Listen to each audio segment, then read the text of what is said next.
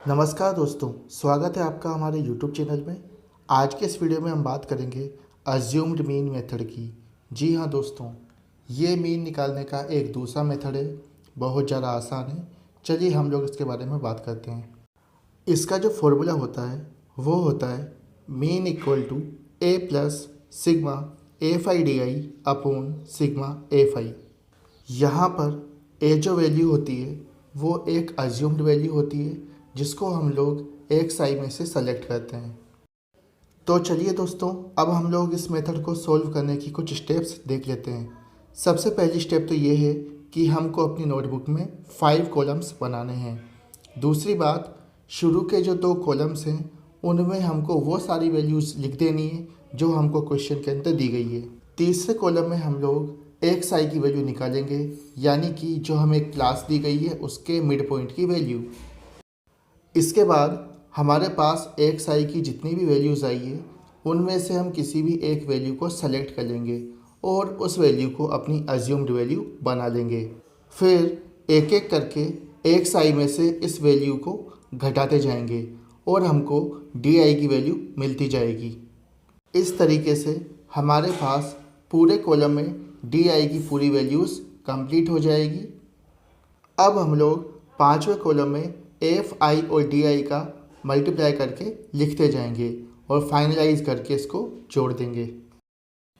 चलिए हम लोग अब आगे इसको एक एग्जांपल से समझ लेते हैं। यहाँ पर हमको एक एग्जांपल दिया गया है। इस एग्जांपल में हमको इसकी मीन वैल्यू निकालनी है। तो सबसे पहले हम लोग क्या करेंगे कि ये जो हमारे जो 2 कॉलम्स हैं इनको हम लोग वर्टिकली लिख लेंगे। इसके बाद तीसरे कॉलम में हम लोग एक साई की वैल्यू निकाल लेंगे।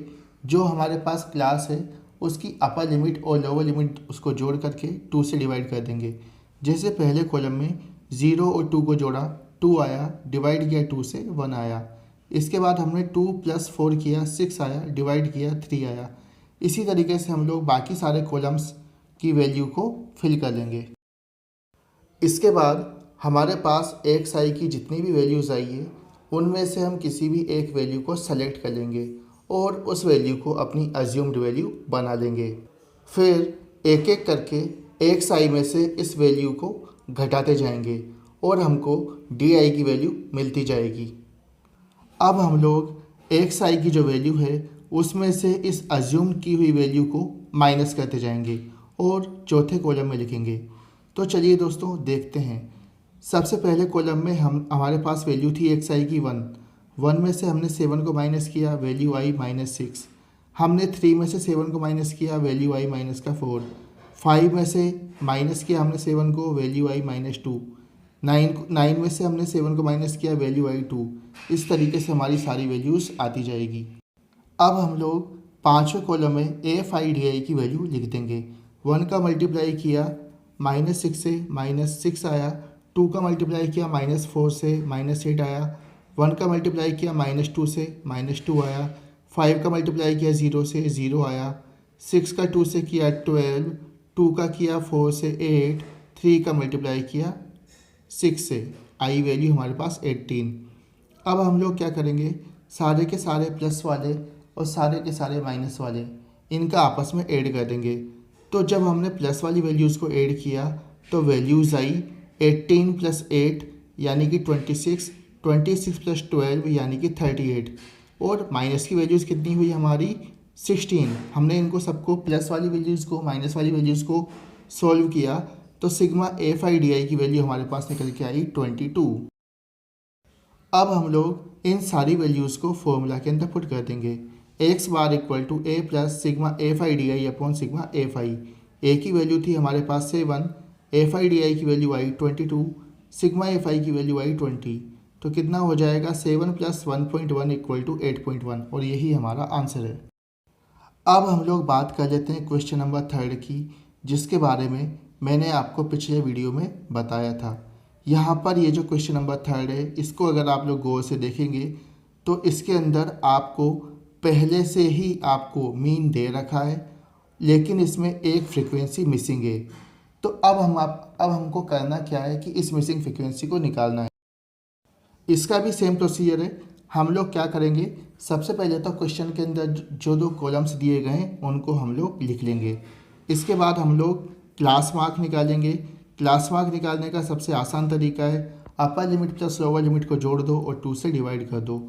तो हमने जो क्लास मार्क निकाला 11 + 13 आया 12, 13 + 15 कितना हो गया दोस्तों 28, 2 से डिवाइड किया आ गई वैल्यू 14। इस तरीके से हमने आगे की सारी वैल्यूज़ निकाल ली। और अब हमने क्या कर लिया, एफ आई एक्स आई, यानी अब हमने क्या किया, एफ आई का मल्टीप्लाई कर दिया एक्स आई से। 7 का मल्टीप्लाई किया 12 से 84, 6 का मल्टीप्लाई किया 14 से आया 84, 9 का किया 16 से आया 144। इस तरीके से हमने क्या किया, इन सबको निकाल लिया। अब नीचे हम लोग लिखेंगे टोटल।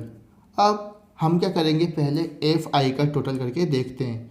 जब हमने एफ आई का टोटल किया तो आप यहाँ पर ज़रा गौर से देखो, यहाँ पर कुछ नंबर्स दिए गए, साथ में एफ़ की वैल्यू भी दी गई है। तो हम लोग क्या करेंगे, पहले हम लोग सारे के सारे नंबर्स को जोड़ देंगे।